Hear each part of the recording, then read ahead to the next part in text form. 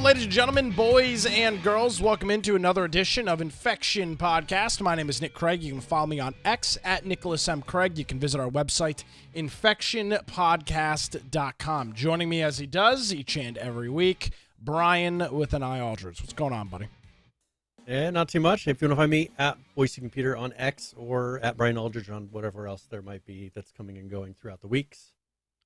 Yes. Hopefully, last week we had a hurricane. Yes. Sweep through the southeast, so I'm glad that your house is still standing. Yeah, I mean, it wasn't too terrible here. I was just getting a couple last minute things squared away. I was supposed to be off later in the week, but I ended up having to work because of the storm. The whole schedule got all screwed up. So we're back. Did it destroy your whole vacation plan? No, it actually worked out well. Our original Airbnb. So a bunch of my friends were visiting. I'm from New York, so we do a yearly trip. The guys come down and hang out. So our original Airbnb got canceled because of the storm. So we were scrambling, but because of the storm, we got this like banging property. This 4-story, 12-bed, 5-bath, like just gorgeous house. Normally like $900 a night for like a deep discount. So storm worked out well in our favor for that. Good. So yeah, ended up being a nice week. Speaking of a nice week, Brian, as we sit here right now, I reload my page. Less than an hour from now on Steam, Starfield will be available. Now you can already play it. It's available if you buy the digital premium version, or I think you can also buy that on the Xbox as well and get access. I know it's coming to Game Pass in the next couple of days. This game appears to be pretty hot. This is a Bethesda game. And as we'll see if it has the usual Bethesda oddities of the facial animations and the weird NPC. Yeah. As I look at it on Twitch, it's got 122,000 people viewing it right now, which is a pretty significant amount. What makes this, there's a couple things that make this interesting. This is not available on PlayStation. Bethesda, Microsoft bought Bethesda back a couple of years ago. And Starfield is, at least for right now, I don't know if there's ever going to be, but it doesn't appear that it's ever going to be available on PlayStation, which is interesting. As I was getting prepped for the show, a buddy of mine who's a big PlayStation gamer posted a picture to our group chat of him buying an Xbox, literally like in the shopping bag. He's like, groceries for the month or Starfield. So, people are making the switch for this game. Taking a look at the player numbers again, it's not super accurate right now because it's not available for everybody yet. However, there are 160,000 people playing it right now, even though it is only available for people that purchase the $100 version, the digital deluxe version. Its 24-hour peak is 208, and its all-time peak is just shy of 250,000 at 248. Wow. This is just PC. This doesn't account for the definitely more players, hundreds of thousands of more that are playing on the Xbox. So Brian, I hate to even admit this, but I watched the IGN review of this game. I think they gave it a 7. I think they gave it a 7 or an 8 out of 10. And the review was good. It highlighted it. Well, it wasn't it wasn't the typical meme IGN review. 3 out of 10, not enough water. There was some concerns with the game. For example, the inventory management just seems like a complete and total cluster. It is so in depth and so involved, and the IGN reviewer said something like 30% of his playtime has just been screwing around in the inventory. Which is a little concerning for me. I don't like inventory management. I never have. I know some people kind of get off on that. That's their thing. They really like that. I despise it. I'm planning on purchasing the game. I'm concerned that unless you're playing it through PC, I will be playing it on PC. Yeah. I don't have one an thing Xbox. is the mod. There's a really good mod support already. I bet you there will be mods that probably help with the inventory situation at some That point. would be helpful. Pretty early. I just need to, certain games you just have to deal with that in, and I guess I'm just gonna have to buck up, and deal with that. Other than that, the game seems to have. I mean, we watched some Twitch streams on it or YouTube streams, I should say. A little bit of Dr. Disrespect playing. The gameplay seems pretty sick. The start apparently is very slow. Like the first 10 or 11 hours is apparently brutal to get through. But once you get through that, it cleans up pretty quickly. And hey, we played Elite Dangerous, so there's no way it's more brutal than that. No, probably not. But man, I'll tell you, 11 to 12 hours to get into action, Brian. I am not your typical gamer. And I'm gonna be really pissed at myself, nobody else, if I purchase this game for $70. I will know, because that's the new MSRP, I guess. Thanks, Biden. $69.99, the new price of video games, and I don't get through the intro. I'm gonna be really pissed at myself if I can't do that. So I don't have anything else to say about it right now. I'm waiting for it to unlock. I'm gonna hope that my poor little EVGA, rest in peace, GTX 1070 is able to get me through. It's probably not. It's probably going to be. I've been waiting. I've talked about this on the show for years now. I've been waiting to buy a GPU. I've had the cash to buy a GPU. It's not been a problem. I just haven't had a reason to. I wasn't just going to spend $300 or $400 on a GPU for the hell of it. But now I think I can install the reason. I think I can install the Game Pass version on my PC, and I could let you know if my video card plays it well, right? Because mine was a reasonable priced video card, and so if that one plays it well, that might be a good indicator of what and I know if mine can't run max settings, then you might want to up it a little bit. Yeah, and I'm not even worried about max settings. I haven't watched it yet because I knew it was going to hurt my feelings, but Steve from Gamers Nexus released a GPU review of the game, how it tests on all the different GPUs, so I'll go and watch that tonight or tomorrow before I purchase it. I mean, either way, I'm going to buy it. It doesn't really matter if I purchase it now or in a week when a new GPU comes in. So that's Starfield. I know a lot of folks will be playing it. If you are, I'd encourage you to check out our Discord server and pop in there and give us your thoughts on it. We'll go through some of that stuff next week.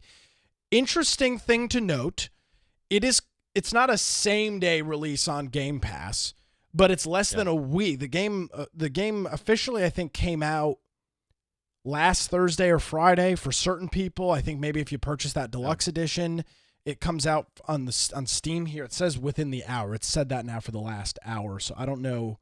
I assumed that was 7 o'clock Eastern, but maybe it's 8 o'clock or 7:30. I'm not exactly sure. So once that comes out, we'll see what happens. But interesting to have it on Game Pass for free. I put that in air quotes for our audio listeners, for free within a week. But from a Microsoft standpoint, Brian, it's their studio. It's their employees, it's their IP, it's their game. It makes a lot of sense to put this on Game Pass. And I would not be shocked to look at the numbers and see that over the next 2 or 3 weeks, they get a rush of people signing up for Game Pass that have been on the fence about it and are looking at a $69.99, $70 price tag and go, to hell with this. I'm already on the fence about Game Pass. I was already thinking about it. Let me just go ahead and sign up for this. I got the game for free. It's a pretty interesting concept for them, and I will be curious in the over the next couple of months. And here's the thing with this game, and I mentioned this to you in the pre-show. This is a weird Game Pass game because this is a Skyrim style game. This is a game you can dump 70, 90, 120 hours into over years of playtime. Or not even years, a year of playtime, if not more.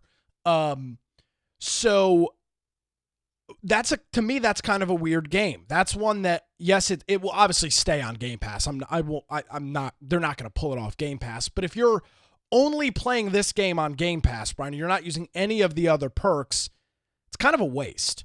I mean, it's like renting something. It's like renting a movie from Netflix and keeping it for 4 months. That's a waste. Just buy the damn DVD. Like, it made no sense to keep anything over a month because you're just paying, $9 or whatever to keep the same damn DVD, the same television show. It doesn't make sense. So I'm curious if there'll be an initial spike and then maybe the game goes on sale closer to Thanksgiving or Christmas, probably closer to Christmas. Maybe that'll be, maybe not. It's only 3 months from now. Maybe it'll still be MSRP. Yeah. I guess I ask your thoughts. I'm sure they'll throw some sales out there. Right? I'm sure I don't know they'll do something. I bet you the game's like not on sale, but there'll be like a bundle. Yeah, there'll be some bundle with it. What are your thoughts on a game like this on Game Pass? One that you like, for example, GTA. Imagine if you had to pay $15 a month since 2015 to play GTA.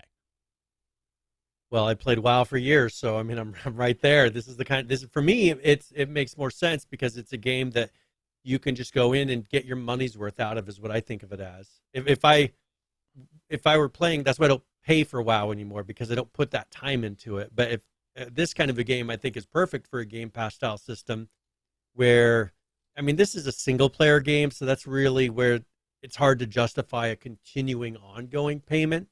But having one where if there's enough of these type of games where you get people that just kind of lock themselves in and put a lot of time into it, you're right. It does seem a little odd for a person who's looking at it objectively. You're thinking, well, you could have paid for it once and then cancel your subscription and then not have to pay money. But this is the perfect one to get people locked in, because they're like, yeah, I play that game every day. And because, they put some other kind of justification in their mind for the Game Pass itself, whatever benefits they see getting out of it, they don't think of it as, well, I could just pay and cancel, because maybe, they're playing some other game along with it, or their kids are playing some game. I think that's where they really need to get the family account, so that the dad's playing this or the mom's playing this game, and then you got your kids playing something else that justifies you keeping it going. And you're like, well, I get all these games that I would usually pay $70 for, and it kind of breaks down your monthly cost. But still, a lot of them are these short time played that they put on the Game Pass, or ones that have a lot of hype for a couple of months. But you look at Skyrim, that thing's still selling. People are still playing it every day for years.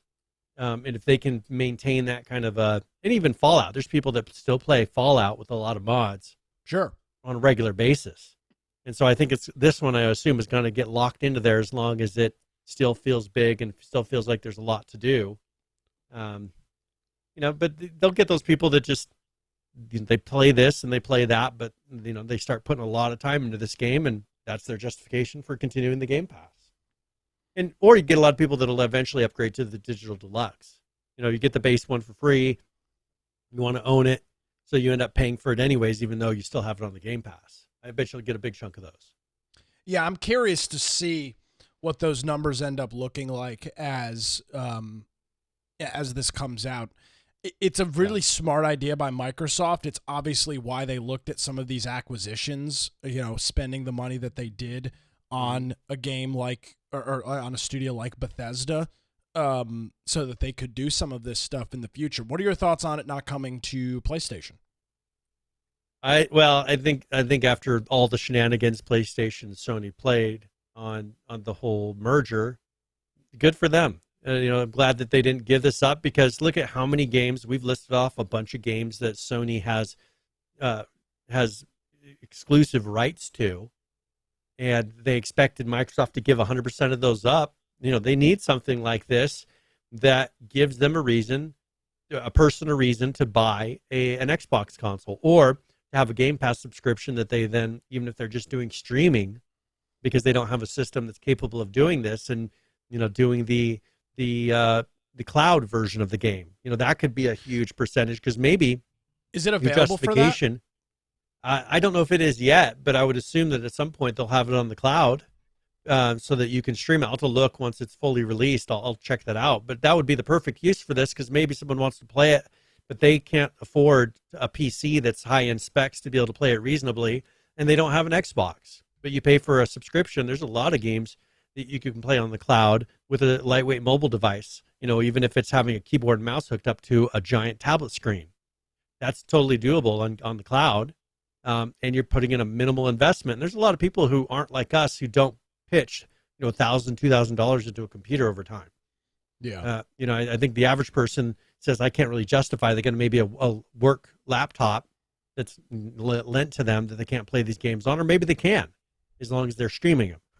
Right. So I just think that I think you're going to have a more unique set of people that want to play this game, but it takes either a decent Xbox or it takes a decent PC to do it.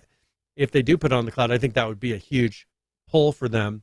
And don't give it to Sony. I'm sure they will eventually, but I think they need to hold out and get as many of those people signing up for their service or buying an Xbox, because that's the only reason I had the PlayStations was for some of their exclusives, and it got me to buy a number of PlayStation devices, to be able to play those and over time. And so here, Microsoft should do that, but because they've given away, or at least rights to so many of their other exclusives or things that they have, that this is good for them, and it gives people a reason to sign up for the Game Pass if they don't want to buy it outright. Yeah, and you can get a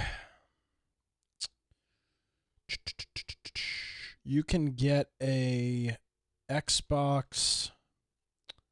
The Series X, I think, is $499 right now. Yeah, the Series S you can get for about $250, depending on where you're buying it from. The Series. God, Amazon pricing is sometimes so freaking confusing. Yeah, you can get an S. You can get an S for $300. So $299 for that. So that's the investment into the game, and they're already selling a Series X. That's the big one bundle for $568, which seems like maybe that's not a good deal. I don't know how much this. Well, I mean, you got to think of it. That's the bundle. That's the price of a regular Series. It's $500 is still plus the game. Still $500. $499. Jesus, seems. Yep. Huh. So yeah, there you go. There you go. That's that, I guess. And I just wonder. Yeah, I'm wondering, will they have it on the cloud? I've been looking to see if you can play it, but I haven't. It looks like you can stream it to your console.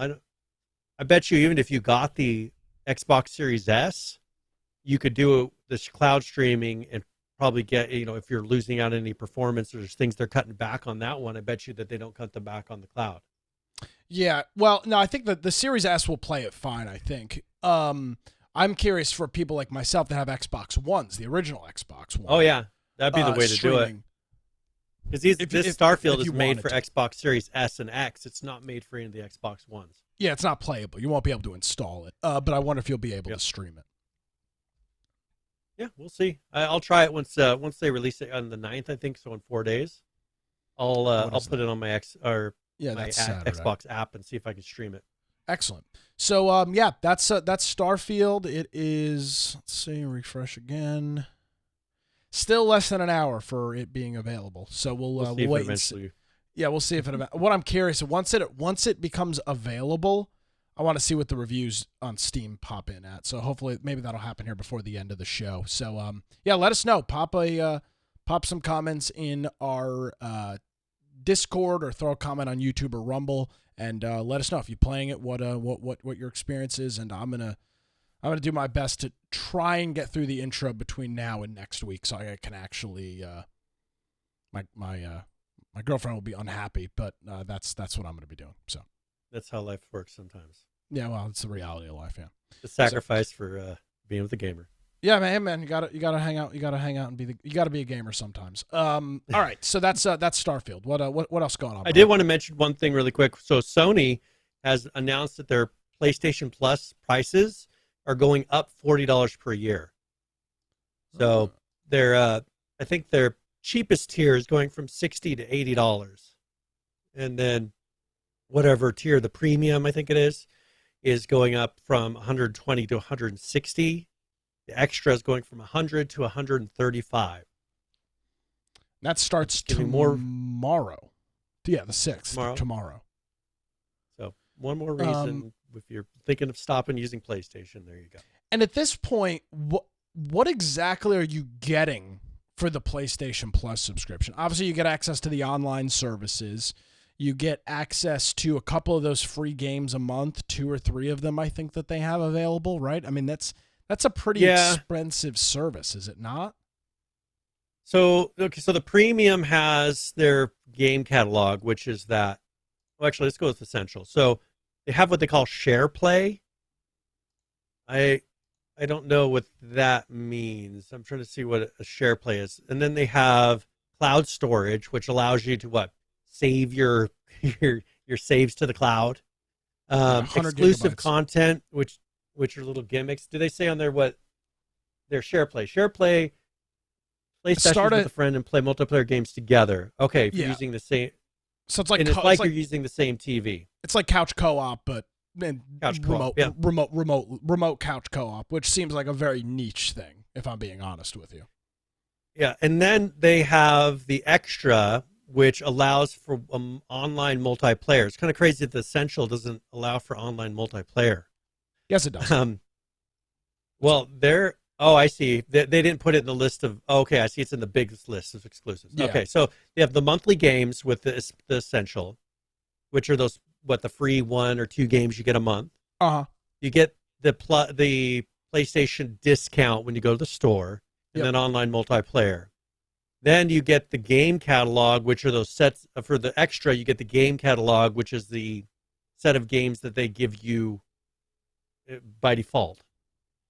It looks like... Which is the equivalent to Game Pass.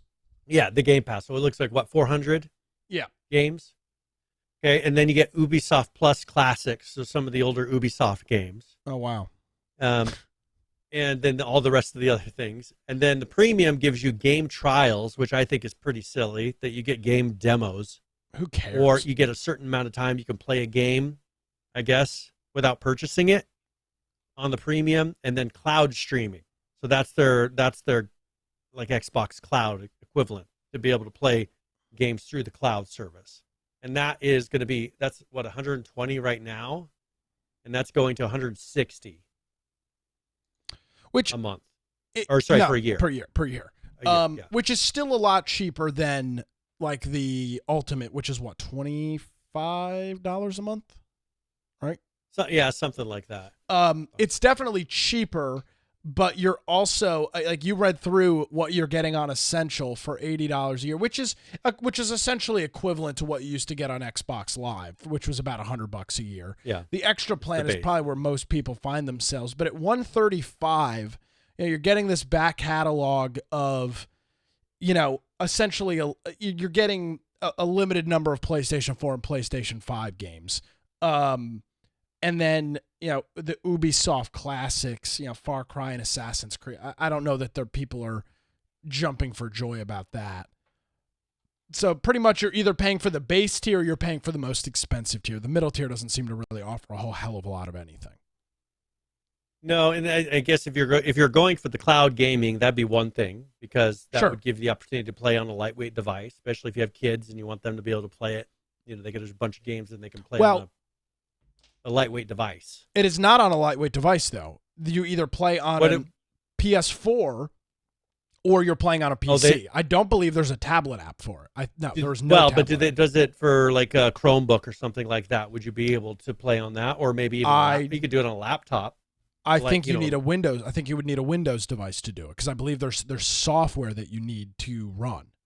Yeah. I think, but that would still be much more reasonable going with a lightweight laptop, which has the ability, because that way you don't have to worry about the video card as much. And make it so you could play games that your laptop definitely isn't capable of playing. Yeah, so you need to download the PC app, which pretty much Windows 10 or a PC Windows 10. Yep. Yeah. But the stats are pretty low, so that would work for somebody who doesn't want to buy their kid a high-end laptop or desktop. But it is interesting, and as you noted, the idea of being able to stream some of these games to a tablet or something, which you can do through the Xbox Game Pass, is not available on this, which kind of sucks. And I just found their software wasn't very good years ago when I tried this. It wasn't nearly as smooth as what the Xbox is really, or Microsoft has been really working on their cloud streaming, and it's pretty seamless when they do it. Yeah, I played. Oh my God, it's a similar game to this, Outer Worlds on Game Pass. I didn't have a great experience. I was dealing with a lot of artifacting and screen tearing. But I will note that I was not playing on a wired connection. I was on Wi-Fi. And you know, it obviously depends on your setup and your system. I've got a decent enough internet connection, but I was dealing with some pretty significant artifacting. It could have been the day that I was trying to do it on also. There could have been some other issues there. I don't know how many people are actually doing the cloud stream. Now, the nice thing about it, going back to Starfield, the nice thing about it is a single player game.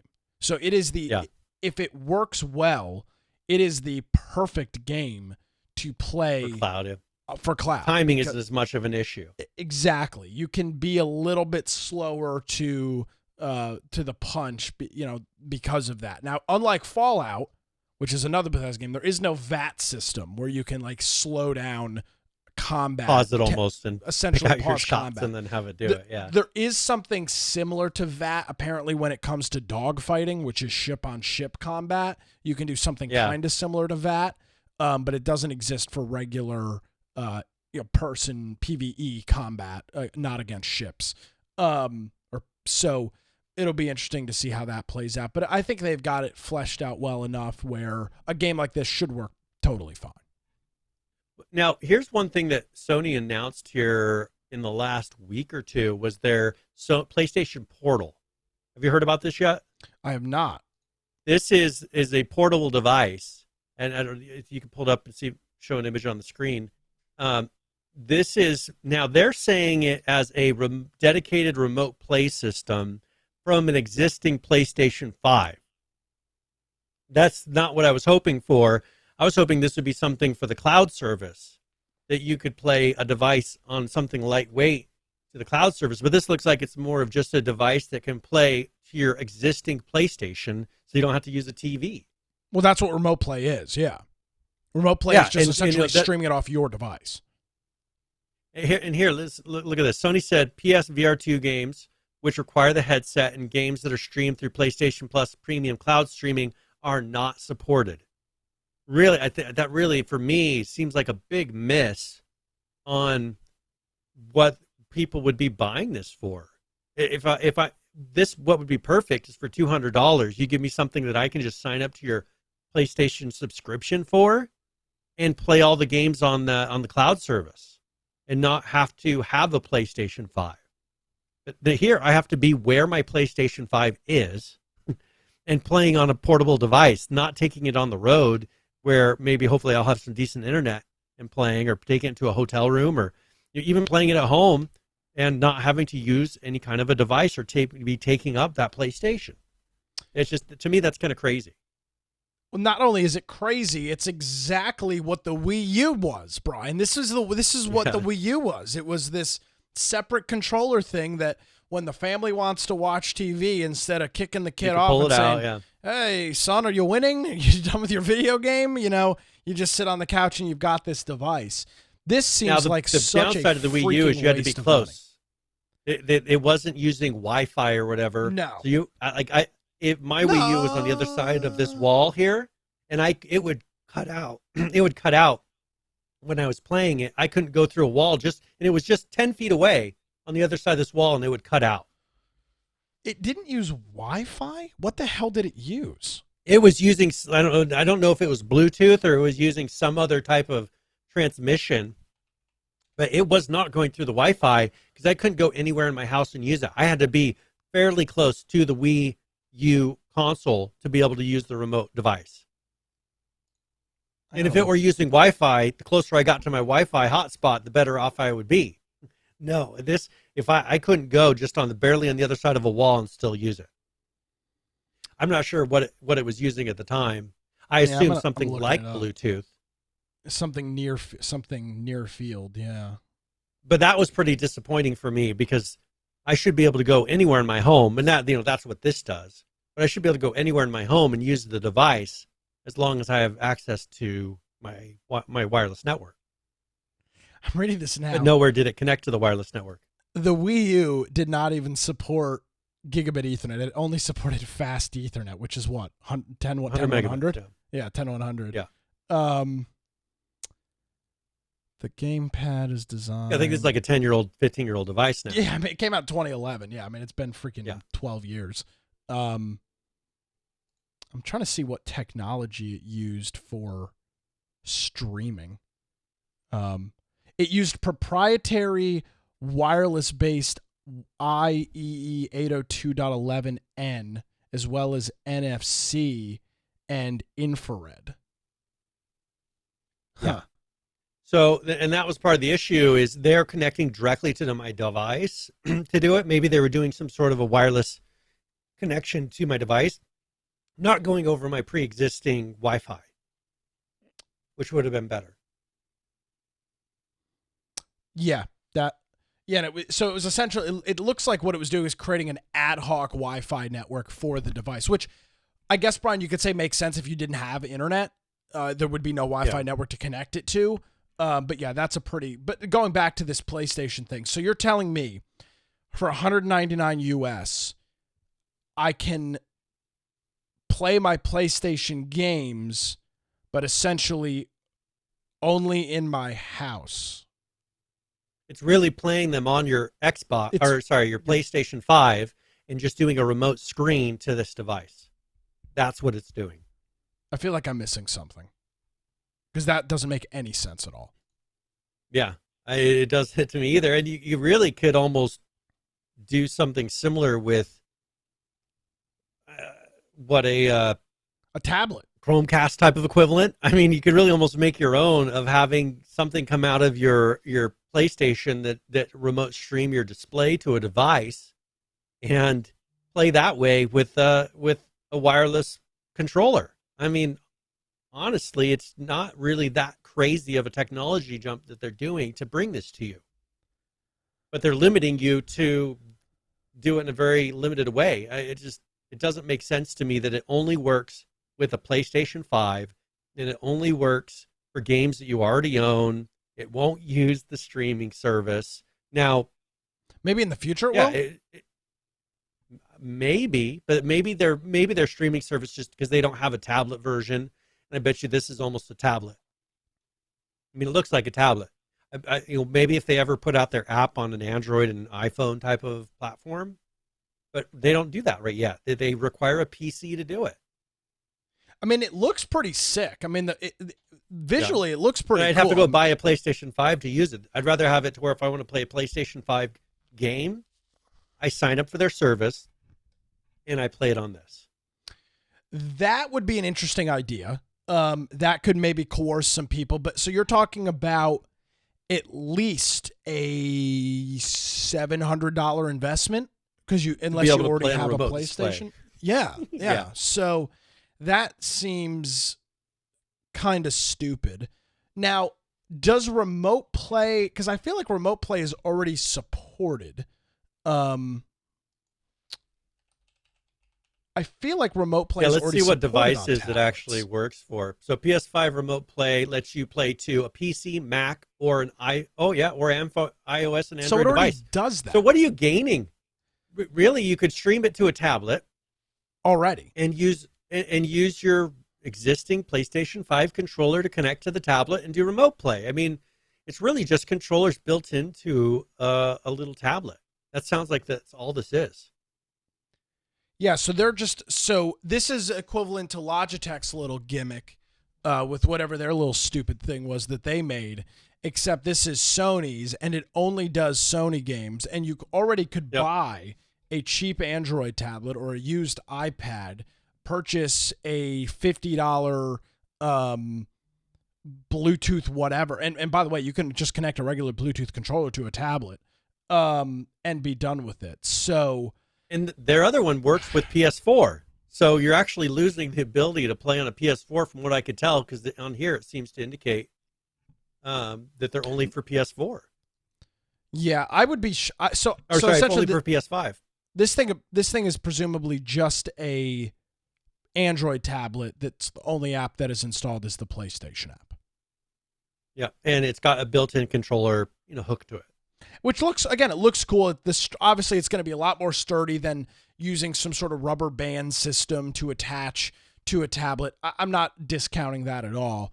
it just seems like a really weird device to release. Like I don't know the market for it. Here's there's 380 comments. I speak for the whole PlayStation community when I say this isn't what we wanted. Should have made a Steam Deck-like device that can play PS4 games natively and streams remote plays PS5 games. So that's just one comment. I mean, there's Sony's never been on top of it when it comes to this kind of stuff, in my opinion. They're always trying to lock people into things, doing it proprietary, never doing anything open. Because if you look at even their operating system that they'd put on their Blu-ray players, I mean, they would lock you into something that was just to match their PS4 interface, and it was just a pain to use. They've never done anything easy, and you would think that they would want to give you an incentive to do more than just play your PS5. Because how often are you really going to use this? It has no other real use. Well, and that's what some of these commenters are noting. Like, I'm already paying for PlayStation Plus Premium, and then I'm going to buy this device, and it doesn't support direct stream. Now, I understand why it doesn't let you stream the game to your PlayStation and then stream it again to the device. Then you're double streaming the game. That obviously wouldn't be suitable. But why it can't stream direct doesn't make a lick of sense to me at all. That seems so incredibly stupid. Now, you're all right if we move on to something that's kind of related here? Yeah, I'm fine if we move on. I'm just very confused, Brian. That's all. So GameIndustry.biz, they had an article here talking about how the U.S. video game industry gets back to growth. All right. They're claiming that improved hardware supply and blockbuster new releases are driving the market. That's what they're starting off with. Now, I will say that, I bought a video card. People are starting to buy video cards because it seems like there are things that are becoming within a reasonable price range, which is, I think, all the people were waiting for. High-income households here, according to this, are gaining hardware share, which, hey, they're the ones with money right now. The low-income houses are kind of losing some of the market share. Part of that may be kind of some of the incentives, COVID incentives and things are dropping off.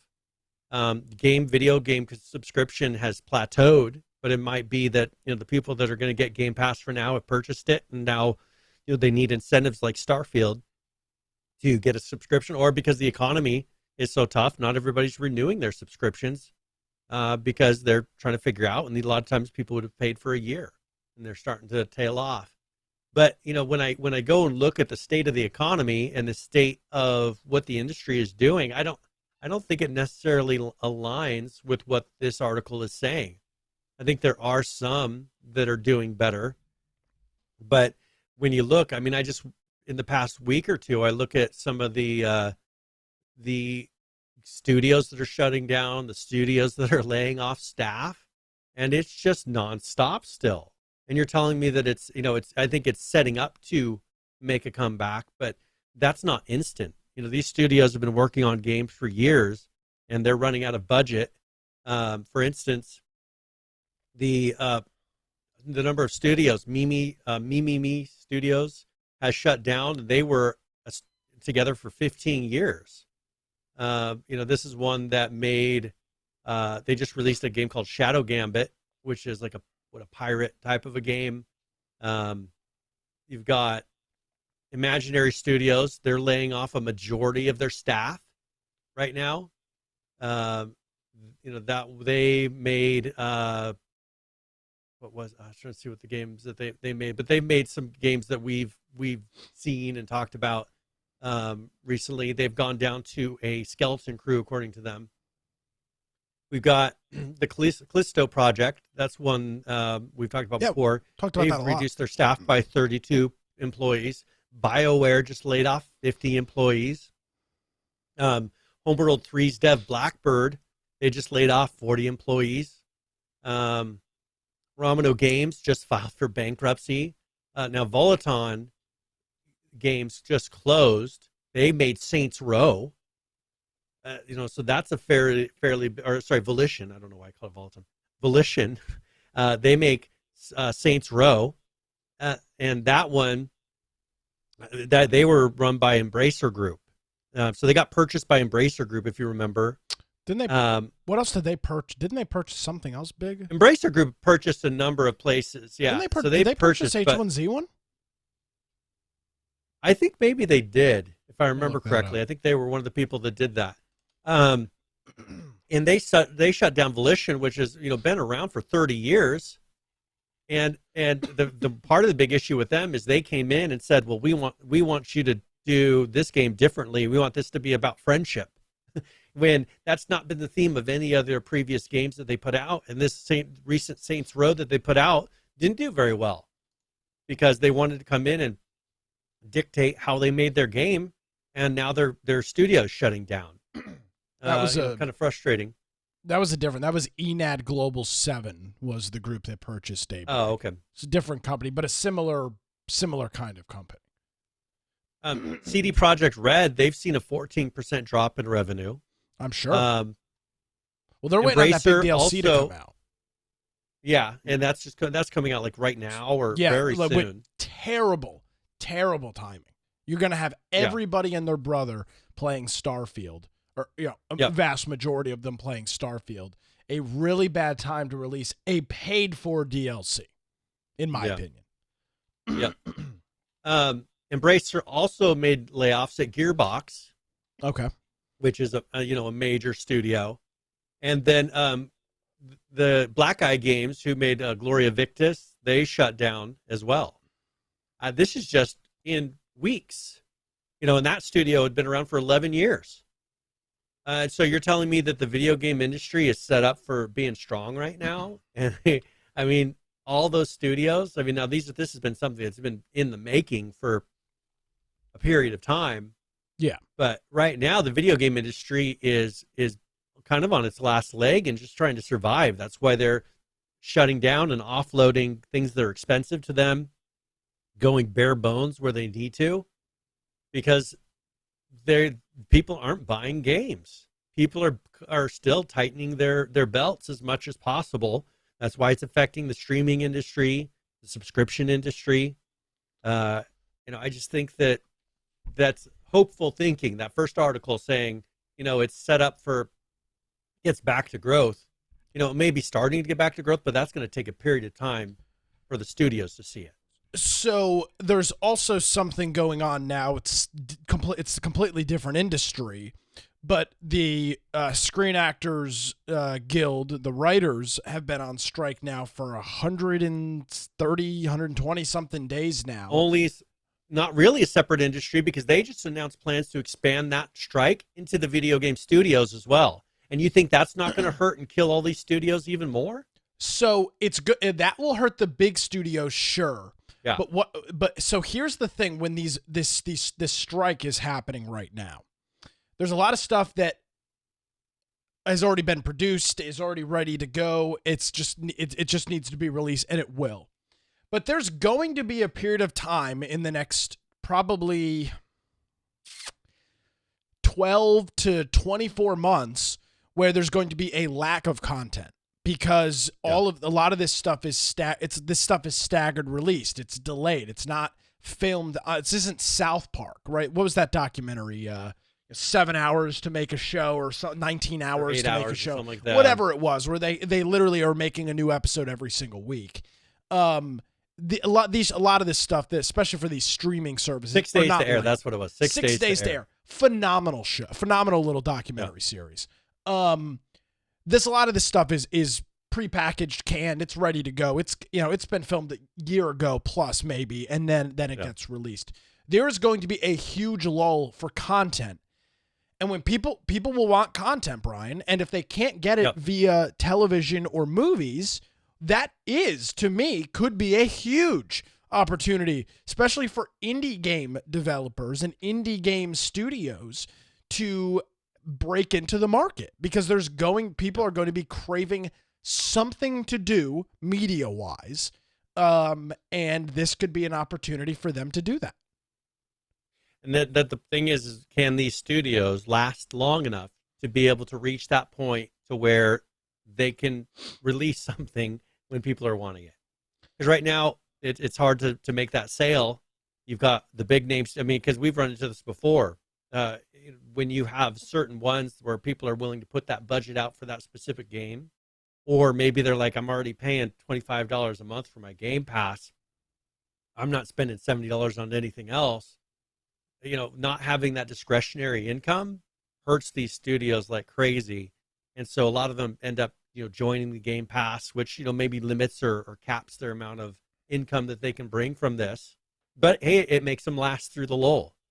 And so I think that's what a lot of them are trying to do is to make it through this. And I think we're at the beginning of maybe seeing spending happen again.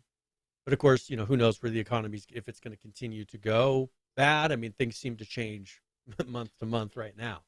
Well, there's still, and I don't want to be a doomsdayer or a doom and gloomer, but there's still a lot of individuals that are, professional economists and do this stuff for a living that still believe that we are on a crash course for a serious recession. And that will absolutely ravage the video game industry. Yeah. Now, people are still claiming that mobile spending is supposed to hit, 108 billion this year? That's not surprising. It's a lot easier to spend 99 cents here and there. It's a great way. People will spend hundreds of dollars on a mobile game, 99 cents or $1.99 at a time, and then gawk at a $59 or $69 price tag. It's very, very smart. It's very manipulative as well, but that's the reality. That's the people end end up spending more than they would have if they would have just gone in and purchased the game outright. And that's where I kind of, for so long, I missed those games where you could pay for once and just play it. Because for a while, it seemed like those didn't exist anymore. Everything was, okay, well, you get the base version for this. And then if you pay this much extra, you get a little bit more features. And then if you pay a little more, you can get these extra features. And you couldn't just buy a game outright for a long time. And so mobile gaming, I think, was the real catalyst that caused that, because people saw, well, if we only charge them 99 cents 100 times, she said, we end up getting $100 instead of 70. And, look at that. But of course, then there's all the fees, which really they're making the same amount in the end, 30 cents on the dollar. They're making the same $70 off your $100 that they would have been. So who knows? I think that we're in a spot where the video game industry could go back, if the economy tanks even more, it could go back and take a lot longer to recover, or maybe this kind of keeps the studios going and pulls out of it and things start to sell again. But I just don't see anything changing with our economy, with the politics that are driving this inflation and everything else. I don't see it changing anytime soon. So, why would anything change that would cause this to get a lot better right now? If nothing changes, nothing changes, right? Yeah. It is definitely, it's interesting because when you look at Game Pass and their model, a monthly subscription, when you have, or if you have a really big downturn in the economy, Brian, that is going to be one of the first things that people cut. A $15 to $25 a month subscription. So that's pretty massive. And that could really hurt the subscription services, which I will note will hurt the game studios, because a lot of the little guys that are making these games and getting them on the the air, or not on the air, but onto the Game Pass, they're getting paid. They're getting compensated for that. Yeah. Yeah, for putting a title on there, you get a certain amount. I don't know what those numbers are, and I would assume it would change per title based on what they view as the desirability. I don't know if it's based on usage, or if they're paying them a certain amount just to list it, and then a percentage based on how much of the share that is. But, I think for a lot of them, they view that as a positive, because they can guarantee they're going to get a certain amount of money regardless of what's happening. And, as long as enough people are signed up to the service. But if you get enough studios doing this, if it keeps your studios open during a downturn, that for a lot of them, I think is enough because look, I mean, I just listed off 6 studios that are shutting down or laying off a majority of their staff. When it comes down to it, I'd rather be in business and be able to come out the other side to grow again than have to shut down because I wanted to do things my way, right? So I think that the subscription service is saving it, but it hurts them to a point during the good times. They're not getting maybe as much as they could, but I think it also saves them in the hard times, which is where we're at right now. So I've got some things that are crime related. Whenever the economy and times are tough, seems like crime upticks, right? We love a lot more crime, a lot more crime than you used to. There was a game. It was board game designers meetup or something. There was some sort of a gaming convention, a tabletop gaming convention. Oh, it was Gen Con, actually. Right. Gen Con's huge. These guys were at Gen Con, and these 2 board game designers walked away with $300,000 worth of Magic the Gathering cards. They found a pallet or a roller thing that had just boxes and boxes of them, and they walked out the door with it. Now, of course, this was on video, and they know who they are. They got caught, but this is something that pretty crazy. They walked right out with it. It was $300,000 worth of cards. I don't know what are you thinking? You're going to get away with this? You're in a convention center that has cameras all over the place. Now they got out the door with them, but they pretty much destroyed their name in the industry. I mean, who's going to hire these guys? They had the shirt of one of where they work. Yeah, this happened a couple months when ago. They walked out the door. Yeah. I've had this one in here. I just thought it was pretty interesting that they thought that this was a good idea. So yeah, they took a pallet, took it out the building, and there they go. So they did figure out who they were. Some other things though, Starfield, for instance, there was a person who was trying to sell illegal copies. They got booked on felony charges for that. They were trying to sell stolen copies, and they uploaded 45 minutes of the RPG to social media. There's a 29-year-old person. They got booked on felony charges for doing that.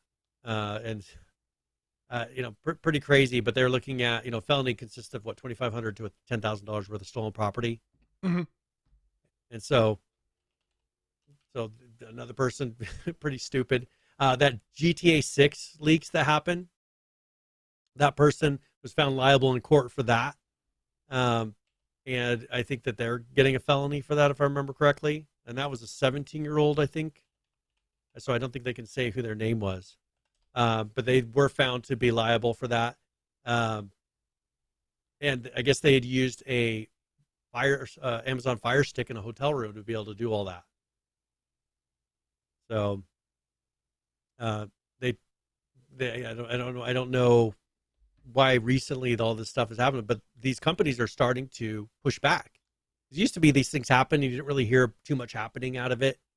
You didn't hear them taking them to court, but they're going and fully pursuing these people because they're realizing they're possibly losing, especially when something is leaked early and it damages the reputation, or people start trolling it. You can cause thousands and thousands to maybe $1 million worth of damage to what the sales could be, just from putting out something that wasn't baked yet, right?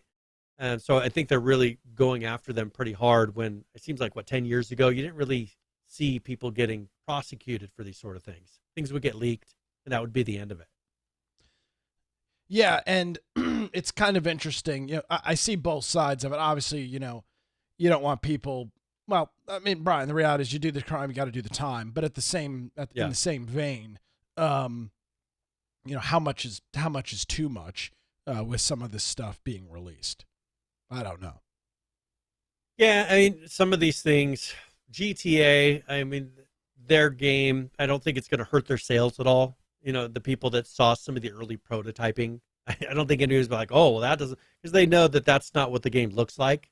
Now, I've seen some recent leaks of people claiming, well, here, this is somebody walking in, a club, And I don't know if that's the real game or if it's just something made to look like it. There will be people that believe that and say, "Oh, this looks just like GTA 5. This is stupid," and it might hurt the reputation a little.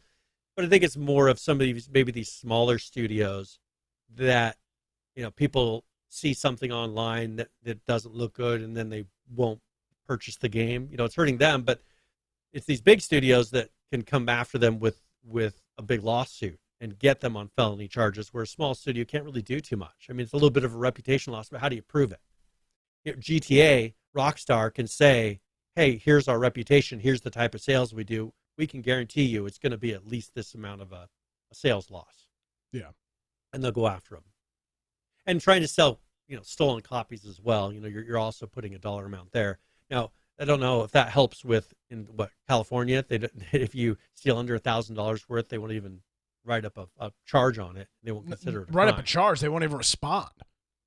Yeah. So but this is international. So they're dealing with UK and some of these other places. But it seems like we've seen a lot more of these type of crimes happening lately, or maybe it's just now they're actually figuring out who they were. Where back in the day it would be some anonymous group, and it didn't seem like they could ever catch them. But it seems like the technology is getting better. We're actually catching these guys and figuring out who they are. So, all right. Do you have a preference on it? We have time to cover one more thing? Yeah. I think we have time for one more topic. What you got? All right. So Epic Games, one thing that they've announced recently is they're bringing their crossplay tools to developers to consoles.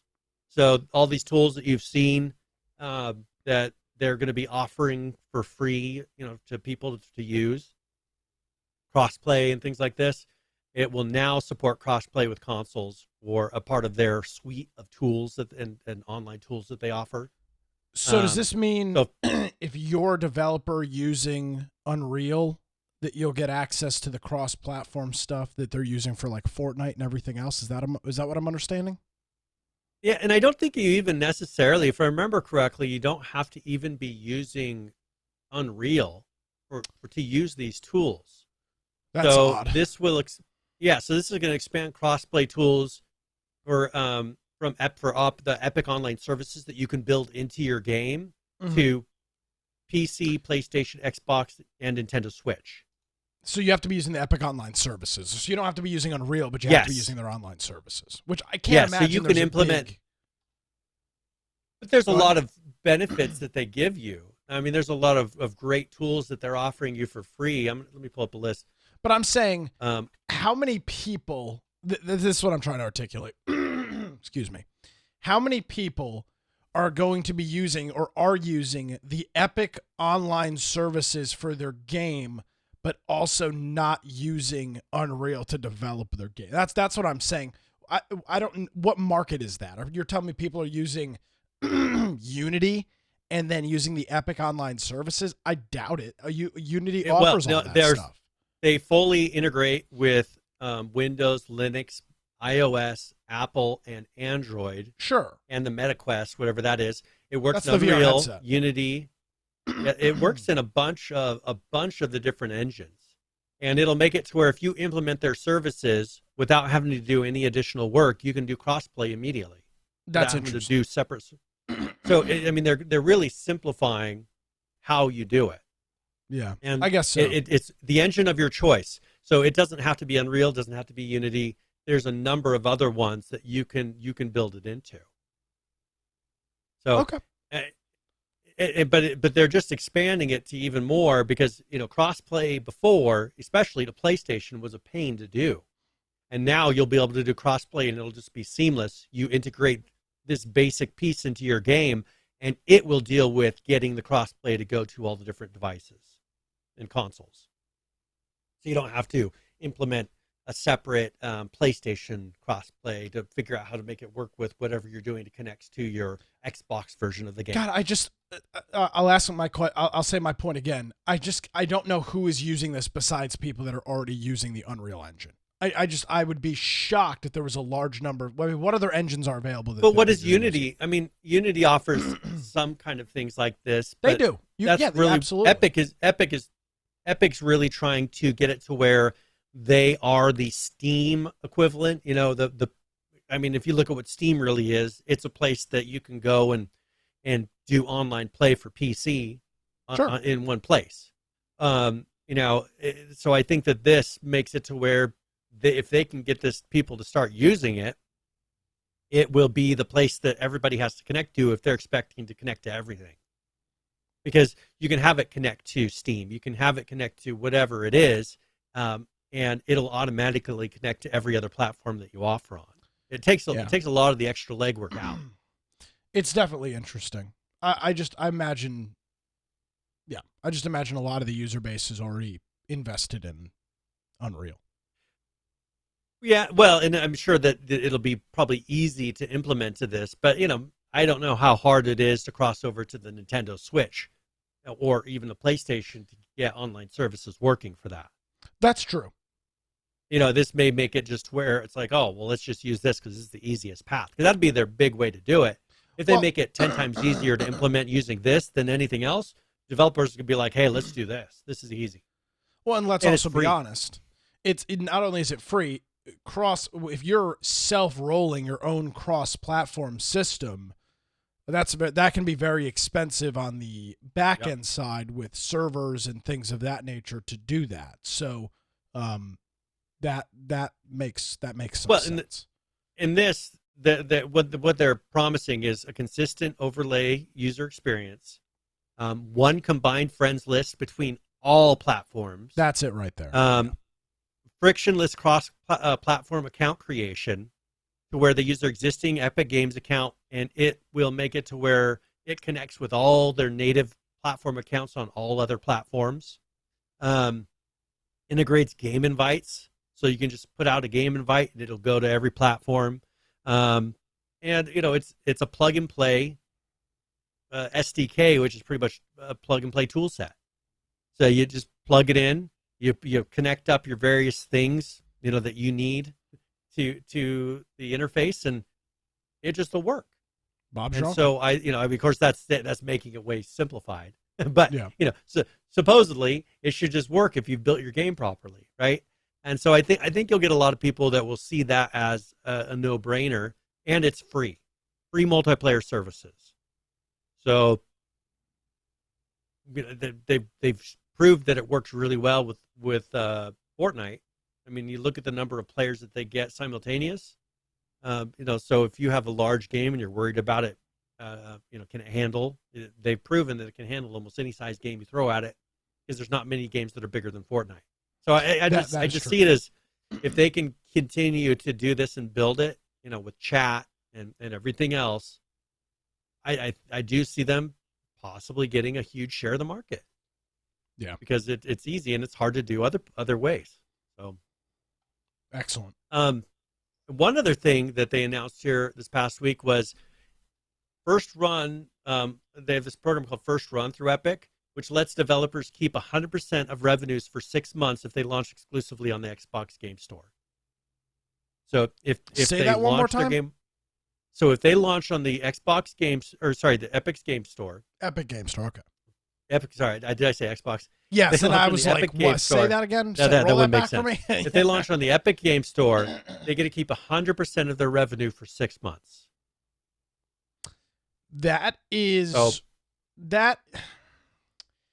Yes, that sounds lucrative, but what is the current? I bet you that's not worth it in the end. Currently, they take 12%. I bet you that's not worth exclusive. There's not enough audience. There's not a big enough market share in the Epic Game Store. Yeah, it just depends if you feel like how much you're going to lose by going exclusive.